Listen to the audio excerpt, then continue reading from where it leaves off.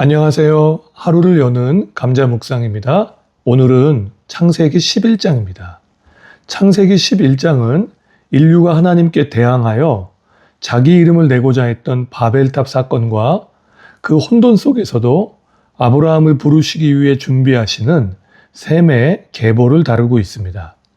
인간이 스스로 높아지려고 할 때 하나님은 그들을 흩으셨고 세상의 교만과는 대조적으로 한 사람 아브라함을 통해 새로운 구원의 역사를 시작하십니다.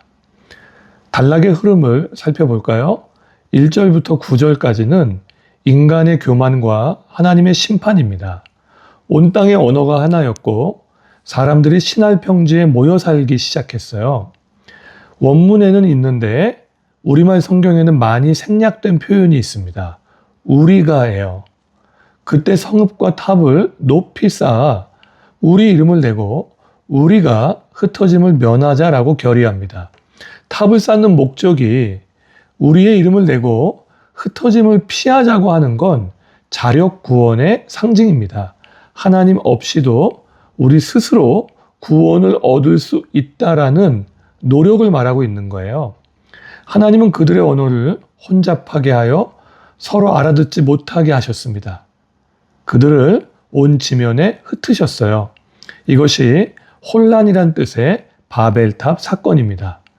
10절부터 26절까지는 셈의 계보를 다루고 있습니다. 셈의 계보는 하나님의 구원 약속의 통로가 되고 있다는 걸 보여줘요. 5장의 족보가 노아까지 이어졌잖아요. 11장의 족보는 셈에서 시작하여 우리가 잘 알고 있는 아브람까지 이어집니다. 바벨탑 사건으로 인류가 흩어지는 절망적인 상황 속에서도 하나님은 구원의 통로가 될 거룩한 씨를 보존하고 계셨음을 보여주고 있습니다. 27절부터 32절까지는 데라의 족보와 이동이 나옵니다. 아브라함의 아버지가 있죠. 데라입니다. 데라가 가족을 데리고 갈대아 우르를 떠났습니다. 가나안으로 가고 싶어 했지만 하란에 머물러 살다가 거기서 생을 마감하게 돼요. 이때 아브라함의 아내 사레는 임신하지 못했고 자식이 없었어요. 고통과 결핍의 역사를 보여주죠. 이 가정 안에는 아버지가 먼저 죽고 아내 사레는 임신하지 못했어요. 그래서 앞으로 이 가족을 이을 그런 상속자가 없는 상황을 보여주고 있는 거예요. 이 기록은 한 가정의 결핍과 고통만을 보여주는 게 아니라 앞으로 하나님이 이루실 구원과 생명의 역사를 기대하게 합니다. 핵심 메시지를 살펴보겠습니다. 두 가지로 말씀드릴게요. 첫 번째 메시지예요. 교만하면 파멸합니다. 교만하면 망해요. 바벨탑의 죄는 도시를 건설하는 게 아니었습니다. 도시를 건설하는 게 죄는 아니잖아요. 자신들의 기술과 방법을 통해 삶의 구원을 추구하려고 한 겁니다. 이것이 하나님 보실 때에는 죄였던 거예요. 하나님의 사람들도 기술과 방법을 사용해요. 그러나 절대화하지 않습니다. 기술과 방법을 주신 하나님을 신뢰합니다. 죄는 나쁜 것을 하는 것이 아니라 좋은 것을 하나님 없이 추구하는 것일 수도 있습니다. 혹시 지금 내 인생에 혼잡함이 있다면 그것은 벌이 아니라 은혜일 수도 있다고 생각해 보시면 좋겠어요.